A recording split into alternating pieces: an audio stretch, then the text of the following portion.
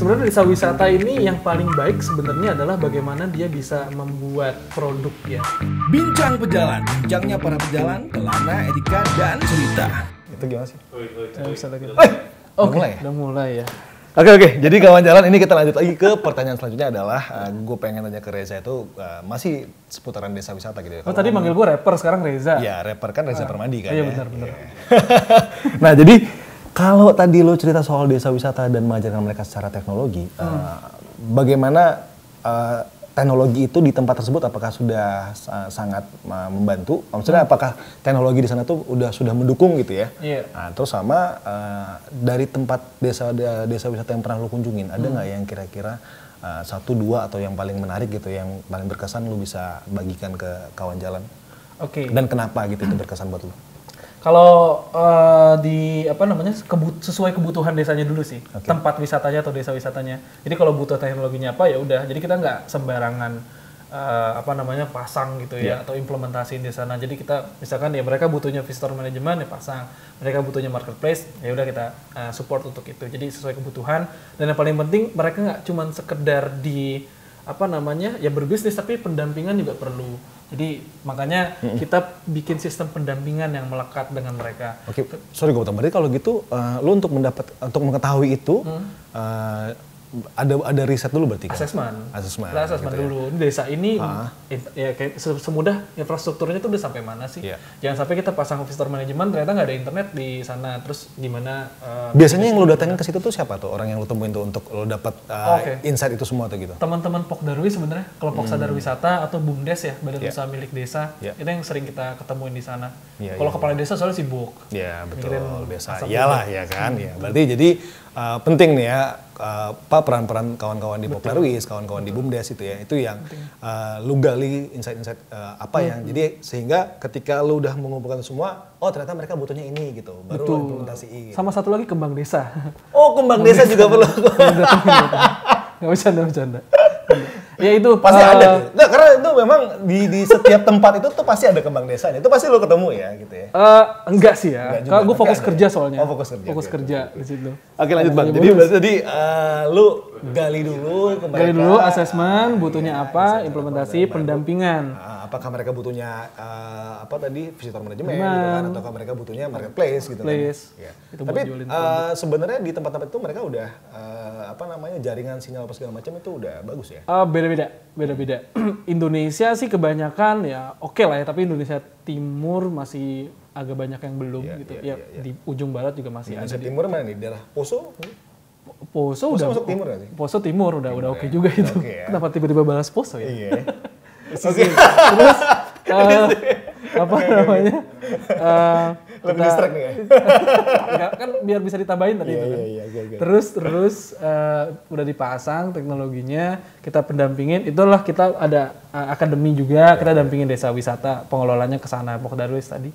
Kayak gitu kita dampingin.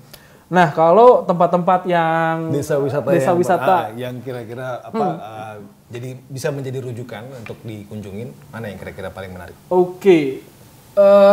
Kalau gue kasih tempat, sebenarnya desa wisata ini yang paling baik sebenarnya adalah bagaimana dia bisa membuat produk ya. Nah ada beberapa desa sebenarnya, gue suggest buat ke desa wisata Bonjeruk di Lombok. Secara alam ya nggak ada gitu ya, bukan nggak ada. Maksudnya Bonjeruk di Lombok Tengah, Kabupaten Lombok Tengah. Cara alam mungkin nggak terlalu, masih banyak yang lebih bagus, tapi dia punya produk yang dia create gitu, dia buat sendiri produknya. Jadi kalau tadi gue bicara ada tebingnya itu nggak. Oke, ini masih relate dari yang betul yang tadi. Jadi kayak dia punya sebuah tebing, kemudian kalau orang desa biasa lewat aja itu hanya sebuah tebing gitu. Tapi tebingnya itu berlapis-lapis. Nah ketika dikasih ruh sebuah narasi, cerita, storytelling, ternyata lapis-lapis tebingnya itu letusan Gunung Samalas di Gunung Rinjani yang sekarang ya, dulu namanya Gunung Samalas.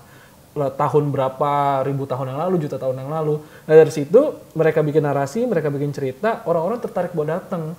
Seperti apa sih letusan Gunung Samalas, seperti apa Gunung Rinjani yang mereka jual ceritanya. Nah dari situ orang-orang mau datang tuh ke Bonjeruk, mau ngeliat sisa letusan Gunung Samalas. Yang bukan hanya di desa Bonjeruk, tapi ada di tempat lain juga sih sebenarnya. Tapi Bonjeruk bisa mengemas itu lebih baik. Nah di sana aturin waktu itu kita pendampingan dulu sebenarnya masuk ke ya gimana cara nerapin QR code Peduli Lindungi pada waktu itu di situ. Terus ya udah kita support mereka juga untuk jual produk wisatanya, terutama untuk ke Tebing Samalas itu kita ini kan. Itu Samalas. Satu tuh di Desa Wisata Bonjeruk. Bonjeruk. Desa Bonjeruk. Oh, Lombok ya? Lombok. Ya, setelah itu ada lagi nggak? Terus yang kedua Desa Wisata Huta Tinggi di Danau Toba. Desa Wisata Huta Tinggi. Huta Tinggi di Danau Toba. Di Danau Toba. Iya. Itu kita kunjungin dan bagusnya adalah balik lagi kontennya sebenarnya. Dia jual produknya tuh oke banget, aktivitasnya oke banget dari mulai ngerasain tidur di homestay-nya rumah adat di sana. Terus kita bisa jadi mama-mama di sana gitu loh. Mama-mama di sana kayak pergi berkebun, kemudian bikin fermentasi dari susu kerbau. Yeah. Fermentasi dari susu kerbau. Itu jadi makanan di sana. Lupa gue namanya apa. Yeah. Terus intinya mereka bisa ngebuat produk sendiri sih yang Danau Tobanya udah bagus ya. Tapi bagaimana desa itu yang nggak bisa kelihatan Danau Toba banget sebenarnya, tapi dia bisa bikin produk di situ. Itu Huta Tinggi itu. Tapi sebetulnya yang lo highlight desa wisata menjadi rujukan untuk dikunjungin itu nggak ada kaitan dengan 10 destinasi super prioritas kan ya? Nggak ada sih sebenarnya. Apa tadi? Oh iya, kebetulan aja. Benar. Nggak ada. Tapi kebetulan memang berdasarkan pengalaman kan. Kita ngelihat ke sana. Satu lagi, ini destinasi super prioritas lagi dong. Oke, di luar lah. Mau ke Sumatera Barat deh. Sumatera Barat itu ada desa wisata Silokek, namanya Silokek di Kabupaten Sijunjung. Kenapa tuh menjadi menarik? Itu menarik karena dia jauh dari mana-mana, 3,5 jam dari airport, bandara. Dia jadi menarik. Ya, Sumatera Barat.